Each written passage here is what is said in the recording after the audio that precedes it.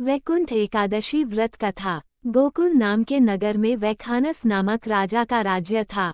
कहा जाता है कि उनके राज्य में चारों वेदों के ज्ञाता ब्राह्मण निवास करते थे। राजा अपनी प्रजा का काफी ख्याल रखा करता था। एक बार राजा ने अपने सपने में देखा कि उसके पिता नरक की यातना भोग रहे हैं।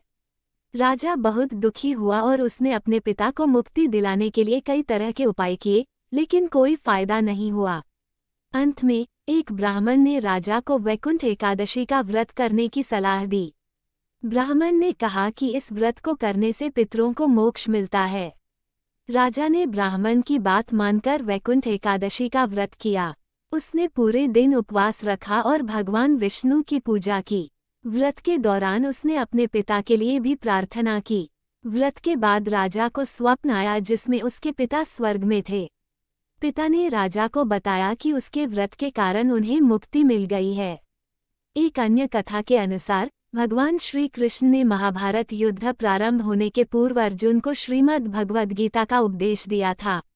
यही कारण है कि इस दिन श्री कृष्ण व गीता की पूजा आरती करके उसका पाठ किया जाता है। गीता में भगवान श्री कृष्ण ने कर्मयोग पर विशेष बल दिया तथा आत्मा को अजर अमर अविनाशी बताया है। इन्हीं कथाओं के कारण वैकुंठ एकादशी का विशेष महत्व है। इस दिन व्रत रखने से पापों का नाश होता है और मोक्ष की प्राप्ति होती है।